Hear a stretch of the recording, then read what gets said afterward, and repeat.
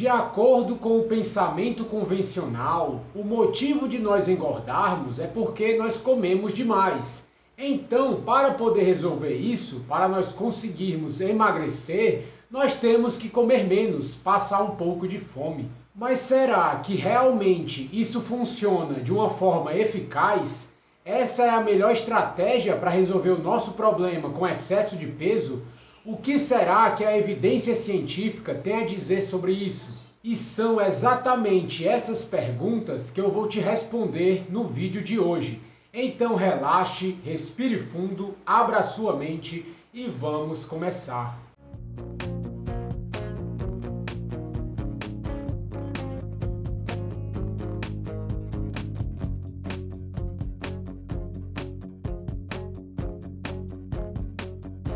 Opa, tudo bem? Caso você não me conheça ainda, eu me chamo Bruno Shoa, eu sou nutricionista e também um estudante de ciência nutricional. Eu leio muitos livros e também muitos artigos científicos para poder te trazer o que há de mais atual no campo da alimentação e nutrição hoje em dia para a sua saúde, emagrecimento e estilo de vida. E no vídeo de hoje nós vamos discutir um pouco sobre o emagrecimento, a perda de gordura. E será se realmente comer menos, passar um pouco de fome, é a melhor estratégia para poder perder peso, perder gordura? Mas antes que você esqueça, já vai deixando seu like nesse vídeo, que já me motiva cada vez mais a trazer ainda mais conteúdos para você. E também me ajuda muito a levar essa informação ao máximo de pessoas possíveis. E o primeiro ponto aqui é que muitos profissionais na área da nutrição se baseiam em achismos e ideias pré-concebidas para formar suas opiniões. Mas o que importa realmente são as evidências e se elas são convincentes ou não. Seria muito bom nós pensarmos que os cientistas não cometem nenhum erro, mas na verdade isso acontece o tempo todo. Faz parte da natureza humana. Na teoria, os métodos científicos evitam que nós tenhamos falsas ideias, porém, nem sempre esses métodos são seguidos. E mesmo quando esses métodos são seguidos, nós conseguirmos uma verdade clara sobre a natureza e o universo é uma tarefa bastante difícil. E como diria Voltaire no seu dicionário filosófico, o senso comum não é assim tão comum. Muitas vezes, o que a ciência nos diz é que as ideias que parecem ser o senso comum realmente não são. Por exemplo, o Sol não gira em torno da Terra, apesar de as aparências superficiais indicarem o contrário. E uma coisa que nós temos que compreender é que o que separa religião de ciência é que na ciência nada deve ser aceito com base na fé, e sim com base nas evidências. Nós precisamos averiguar as evidências e ver se as evidências corroboram as nossas ideias, o que nós acreditamos ou o que nós queremos acreditar. E até mesmo perguntar se todas as evidências estão sendo levadas em consideração ou apenas uma pequena parte tendenciosa das evidências. E se as evidências não corroboram as nossas crenças, nós somos obrigados a mudar as nossas crenças. E é surpreendentemente fácil nós encontrarmos evidências que refutem essa ideia de que nós engordamos porque consumimos mais calorias do que gastamos, ou seja, porque nós comemos demais. Na maior parte das ciências, avaliar ceticamente as evidências é considerado um requisito fundamental para poder progredir. Mas em nutrição e saúde pública, isso é visto como contraproducente, porque vai contra a ideia do que seria uma alimentação boa para nós, passada pelas autoridades. Porém, a nossa saúde e o nosso peso estão em risco aqui. Então, nós devemos avaliar todas as evidências e ver até onde elas nos levam. E a primeira evidência que nós temos que considerar aqui é um fato bem documentado de que ser gordo está associado à pobreza e não à prosperidade. Em outras palavras, quanto mais pobres nós somos, mais gordos nós tendemos a ser. Se nós observarmos a literatura médica, nós podemos encontrar várias populações com um nível de obesidade parecido com os Estados Unidos e da Europa. Porém, essas populações não têm prosperidade, são países mais pobres. E não tem também esses alimentos mais tóxicos que geralmente é encontrado em populações mais desenvolvidas. Eles não têm cheeseburgers, refrigerantes ou salgadinhos de milho sabor queijo. Não tem computadores ou aparelhos de TV, às vezes nem mesmo livros, com exceção da Bíblia. E sem mães superprotetoras que impeçam os filhos de brincar livremente. Nessas populações mais pobres, a renda não estava aumentando. Eles não estavam ganhando mais dinheiro para poder comprar mais comida.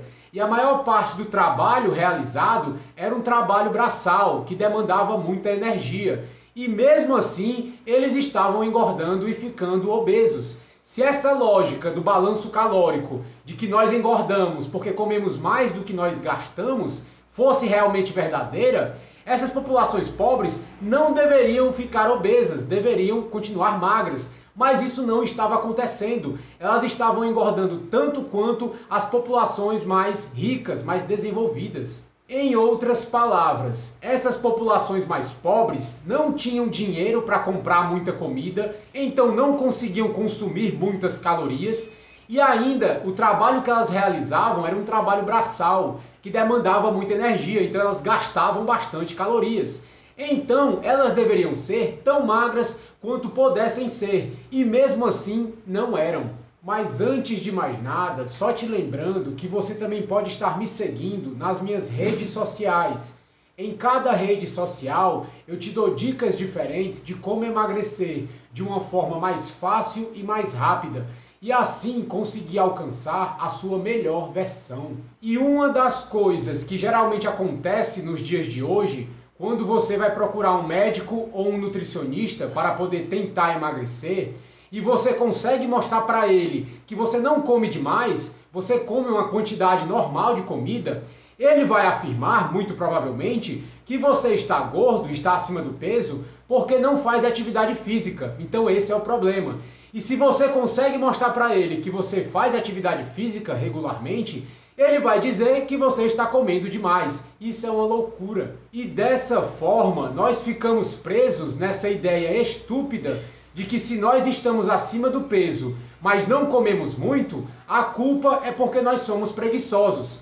E se nós não somos preguiçosos e mesmo assim estamos acima do peso, a culpa é porque nós somos gulosos, nós comemos demais. E os profissionais que fazem essas afirmações não estão nem com desejo e nem com disposição de aprender mais sobre o seu metabolismo e te ajudar a resolver esse seu problema de peso da melhor forma possível. Médicos e nutricionistas investigativos eram muito curiosos, como nós deveríamos ser, e eles hesitavam ficar repetindo que já sabiam a resposta. E é exatamente isso que os profissionais na área da saúde deveriam fazer. E muito provavelmente você já deve ter ouvido falar de desnutrição.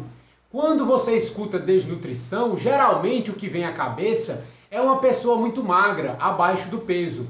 Mas na verdade não. Desnutrição é um indivíduo com falta de nutrientes, com uma má nutrição.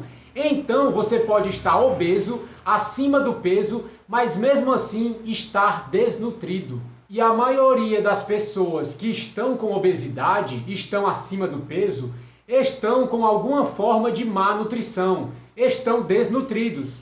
E isso não tem nada a ver com a quantidade de comida que ela está comendo ou com a quantidade de atividade física que ela está fazendo, e sim com a qualidade da comida que ela está consumindo. E existe uma diferença entre subnutrição e má nutrição. Uma pessoa, quando está subnutrida, quer dizer que não existe comida suficiente. Então essa pessoa realmente está passando fome por falta de comida. Mas quando uma pessoa está com má nutrição, está má nutrida, ela tem uma quantidade de comida até boa, até mesmo alta, mas essa comida que ela está comendo não tem nutrientes, ou tem em pouca quantidade. Então mesmo ela comendo essa comida, ela não está se nutrindo e acaba ficando desnutrida. Um artigo de 2005 intitulado Um paradoxo nutricional, peso abaixo do normal e obesidade nos países em desenvolvimento, escrito por Benjamin Cabaleiro, descreve a sua visita a uma clínica médica nas favelas de São Paulo. E ele relatou nesse artigo que na sala de espera dessa clínica médica de São Paulo, ele viu várias mães com crianças atrofiadas nos colos. E essas crianças apresentavam sinais claros de subnutrição crônica, ou seja, falta de alimento. E o que vinha a ser uma surpresa é que muitas dessas mães que estavam com essas crianças subnutridas no colo eram obesas. E essa coexistência de pesos abaixo e acima do normal era um desafio para a saúde pública, porque os programas para diminuir a subnutrição entravam em conflito com os programas para reverter ou prevenir a obesidade. Ou seja, se nós queremos prevenir a obesidade, nós temos que fazer as pessoas comerem menos.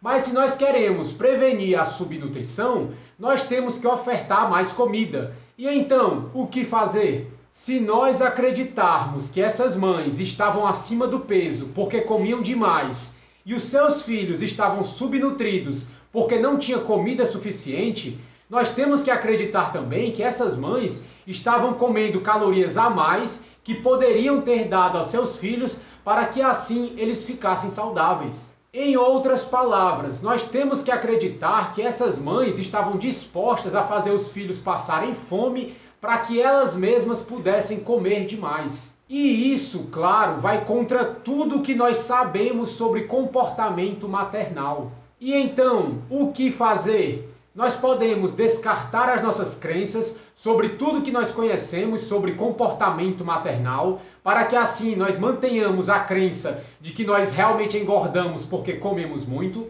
ou nós podemos nos questionar se essa crença que nós temos de que engordamos porque comemos muito realmente está certa, e mantemos intacta a crença sobre todos os sacrifícios que as mães fazem pelos seus filhos. A coexistência de magreza excessiva e obesidade na mesma população e até mesmo na mesma família não é um desafio para os programas de saúde pública, e sim um desafio para as nossas crenças sobre o que realmente causa sobrepeso, obesidade e acúmulo de gordura. E o caso de sucesso de hoje é um dos meus pacientes, o Thales Maia. Ele conseguiu perder praticamente 6 quilos em 20 dias, sem comer menos, sem contar calorias, apenas melhorando a qualidade da sua alimentação. Parabéns, Thales! Bem, pessoal, mas por enquanto é isso. Eu espero que esse vídeo tenha te ajudado de alguma forma, tenha te feito ver que realmente nós não engordamos porque comemos muito, nós engordamos porque comemos mal. A qualidade do que você come é muito mais importante do que a quantidade.